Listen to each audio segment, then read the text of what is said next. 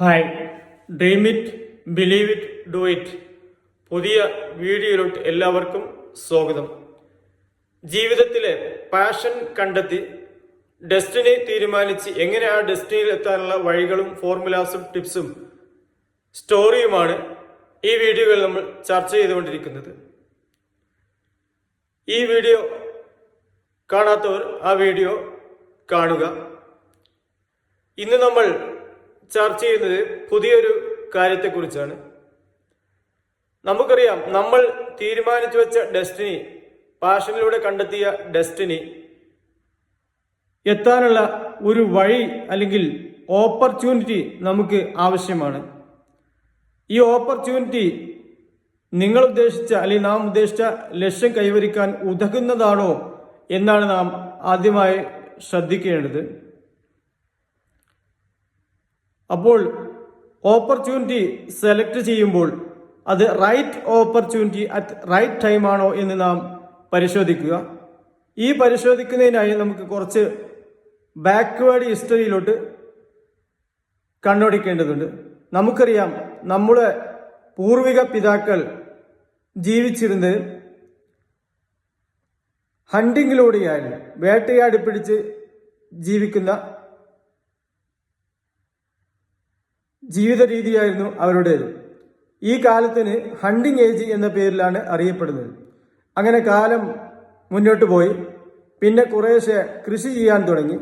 ആവശ്യമായ കൃഷികൾ സ്വന്തം ആവശ്യത്തിന് കൃഷി ചെയ്ത് വരുന്നു.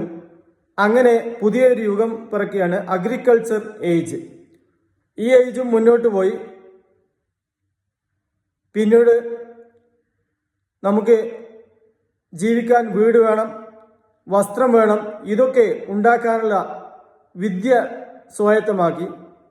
അങ്ങനെ പുതിയ ഒരു യുഗം പിറക്കുകയാണ്, ഇൻഡസ്ട്രിയൽ ഏജ്, വ്യാവസായിക യുഗം. ഈ യുഗത്തിലൂടെ പുതിയ രണ്ട് കാര്യങ്ങൾ സൃഷ്ടിക്കപ്പെട്ടു. ഒന്ന് എംപ്ലോയ്മെൻറ്റും ഒന്ന് എഡ്യൂക്കേഷനും. ഈ ഇൻഡസ്ട്രിയിൽ അല്ലെങ്കിൽ ഇത്തരം പ്രോഡക്റ്റ് ഉണ്ടാക്കാനുള്ള സ്കില്ലും അതിനാവശ്യമായ വിദ്യാഭ്യാസവും അറിവും കൊടുക്കണമെങ്കിൽ പുതിയ വിദ്യാഭ്യാസ രീതി നാം കണ്ടെത്തി. അല്ലെങ്കിൽ എംപ്ലോയ്മെൻറ്റിന് സൃഷ്ടിക്കപ്പെടുന്ന വിദ്യാഭ്യാസം നമ്മൾ മനസ്സിലാക്കി, അത് പ്രാക്ടിക്കലാക്കി. അങ്ങനെ പുതിയ വിദ്യാഭ്യാസ രീതിയും എംപ്ലോയ്മെൻറ്റ് എന്നൊരു പുതിയ എംപ്ലോയീസ് എന്നൊരു കാറ്റഗറിയും ഈ സമൂഹത്തിൽ ഉടലെടുത്തു. അങ്ങനെ വ്യവസായികം മുന്നോട്ട് പോയി. ഈ തൊഴിലാളികളുടെ സ്കിൽ അല്ലെങ്കിൽ കൂടുതൽ പ്രൊഡക്ഷൻ കുറഞ്ഞ സമയത്ത് നടക്കാനുള്ള പുതിയ രീതി പിന്നീട് കണ്ടെത്തി. ആ രീതിയാണ് കമ്പ്യൂട്ടർ ടെക്നോളജി. അങ്ങനെ നമുക്ക് ആ യുഗത്തിന് കമ്പ്യൂട്ടർ ഏജ് എന്ന് പേര് വിളിക്കാം, അല്ലെങ്കിൽ ഇൻഫർമേഷൻ ഏജ് എന്നൊരു പുതിയ സെക്ടർ ലോകത്ത് ഉടലെടുത്തു. ഈ ഇൻഫർമേഷൻ ഏജിന്റെ തുടർച്ചയായി കാര്യം മുന്നോട്ട് പോയപ്പോൾ മനുഷ്യന്റെ ആരോഗ്യരംഗത്തെക്കുറിച്ചുള്ള ഉൾക്കാഴ്ച അല്ലെങ്കിൽ നമ്മളെ വിഷമങ്ങൾ കൂടുതൽ ബുദ്ധിമുട്ടിച്ചപ്പോൾ നമ്മളെ ഇൽനെസ് ഇൻഡസ്ട്രി അല്ലെങ്കിൽ രോഗാതുര വ്യവസായം കൂടുതൽ വളർന്നു. അതിൻ്റെ ഭാഗമായി ഹോസ്പിറ്റലുകളും മറ്റ് കാര്യങ്ങളും ആ മെഡിക്കൽ സെക്ടറും ശാസ്ത്രീയമായ പുരോഗമനം നടന്നതിൻ്റെ ഫലമായി സിക്നസ് ഇൻഡസ്ട്രി മേഖല, രോഗാതുര വ്യവസായ മേഖല കൂടുതൽ വളർന്ന് പന്തലിച്ചു. അതിനുശേഷം ഇൽനെസ്സിൽ നിന്ന് മാറി നമുക്ക് വെൽ ബീയിങ് എങ്ങനെ കണ്ടെത്താം, അല്ലെങ്കിൽ ഫുൾ സൗഖ്യം, എല്ലാ മേഖലയും കോൺസെൻട്രേറ്റ് ചെയ്യുന്ന, സുഖം മാത്രം ചിന്തിക്കുന്ന, നമ്മുടെ മനുഷ്യന്റെ ഭൗതികമായ ലക്ഷ്യം തന്നെ സൗഖ്യമാണല്ലോ.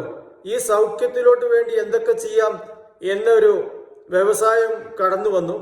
ആ വ്യവസായമാണ് നമുക്ക് വെൽനെസ് ഇൻഡസ്ട്രി എന്ന പേര് വിളിക്കാം.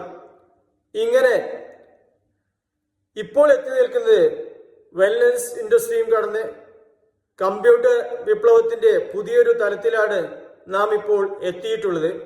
അതിന് നമുക്ക് artificial intelligence sector, AI sector എന്ന് പേര് വിളിക്കാവുന്നതാണ്. അപ്പോൾ നിങ്ങൾക്കൊരു സംശയമുണ്ടാവും, നമ്മൾ ഓപ്പർച്യൂണിറ്റി സെലക്ട് ചെയ്യുമ്പോൾ അടുത്ത ഏജ് എന്താണ്, അടുത്ത ഏജ് വിപ്ലവം എന്താണ് ഞാൻ പ്രവചിക്കാൻ ഉദ്ദേശിക്കുന്നില്ല. നമ്മൾ ഏത് മേഖലയിലാണെങ്കിലും ഈ കഴിഞ്ഞ റവല്യൂഷനെ പറ്റി നമ്മൾ ചിന്തിക്കണം. ഒരിക്കലും നമുക്ക് കമ്പ്യൂട്ടർ യുഗവും അല്ലെങ്കിൽ ഇപ്പോൾ നിലവിലുള്ള ആർട്ടിഫിഷ്യൽ സെക്ടറും ഒരിക്കലും അവഗണിക്കാൻ പറ്റില്ല.